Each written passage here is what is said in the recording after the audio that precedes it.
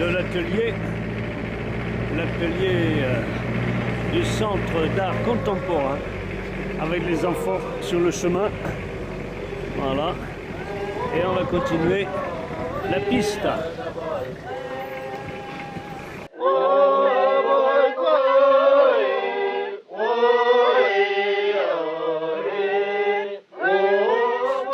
Je dirais en fait c'est 3 ans d'aboutissement en fait, plutôt que 3 ans de travail.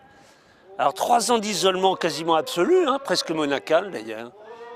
Et l'histoire elle continue, elle s'accélère puisque il y a quelques années, je rencontre un type extraordinaire, c'est un ancien diplomate, intellectuel, écrivain, philosophe, artiste peintre. Bon. Et cet homme-là a une idée un peu folle. Il a travaillé dans le monde entier.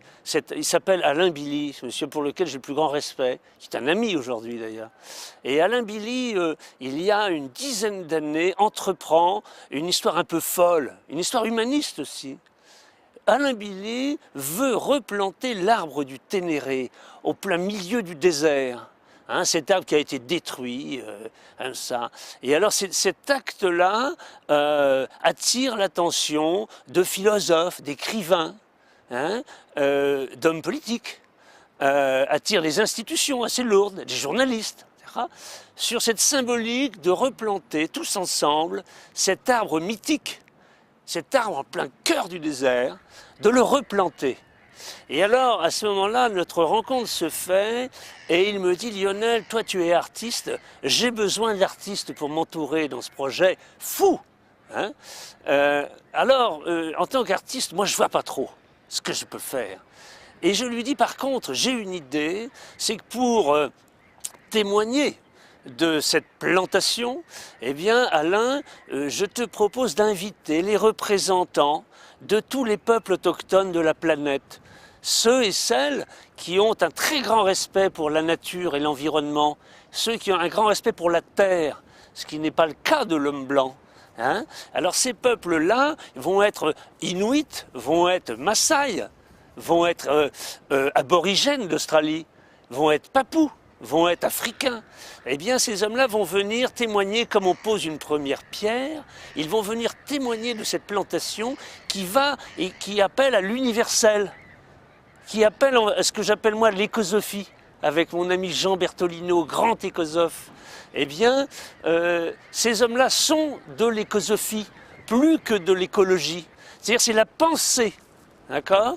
Eh bien, ces hommes et ces femmes, je souhaitais qu'ils viennent témoigner de cette plantation symbolique, évidemment.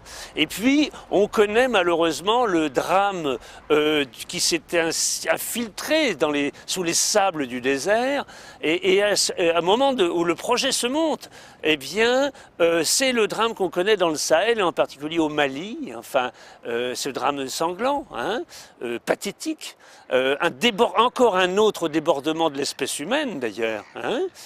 Eh bien, ce projet, malheureusement, échoue.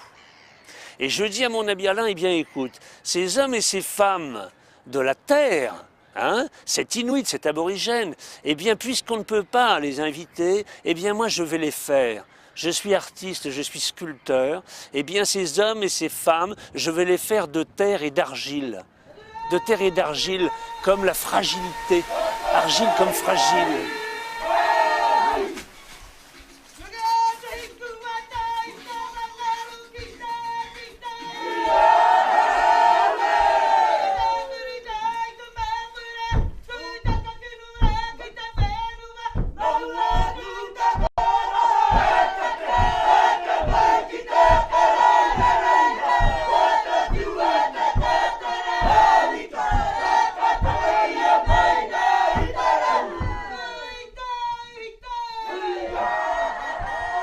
Plus qu'une exposition d'art, en fait, c'est une exposition sur plutôt une pensée. Et je veux la traduire au maximum, par exemple, par rapport aux écoles, par rapport aux enfants.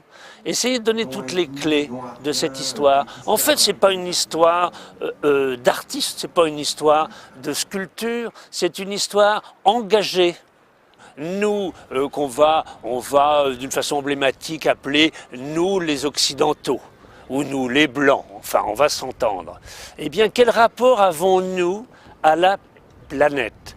Quel rapport avons-nous à la Terre?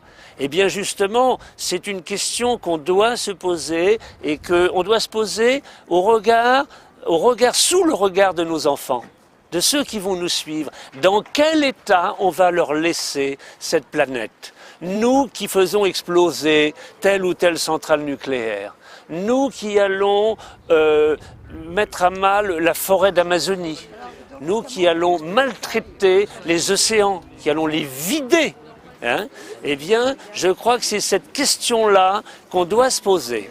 Quel est notre rapport à la nature? Et ces personnages qui nous entourent dans cette exposition nous posent cette question. C'est-à-dire, où allez-vous? Vous vous emparez de la Terre, vous vous emparez de la planète. Êtes-vous bien sûr qu'elle vous appartient? Ce qui est intéressant, ou tout à fait troublant, c'est que la sculpture est un acte artistique totalement tombé en désuétude. Il y a 300 000 peintres, il n'y a plus de sculpteurs. Ça veut dire que plus personne ne comprend plus rien à la sculpture. Donc les questions sont totalement basiques. C'est mais monsieur, c'est fait en quoi? C'est creux, c'est plein, c'est lourd, c'est léger, c'est fragile, c'est pas fragile. Donc les questions sont assez basiques. La question la plus souvent qui m'est posée en tant que sculpteur, c'est monsieur, ça me fait penser à Ousmane Sow. Voyez, eh bien me comparer à Ousmane Sow, ça peut être un honneur, quelque part bien sûr, mais ce sera en même temps comparer Verdi, en même temps Verdi et Wagner. Ouais, ce serait comparé Parsifal avec le Nabucco. C'est pas du tout la même histoire.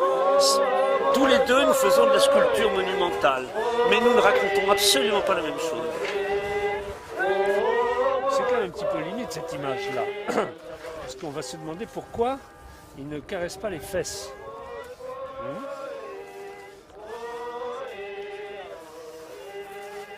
Et en fait, l'aventure de cette exposition, Les Terres de l'Homme, démarre finalement d'une sorte d'échec.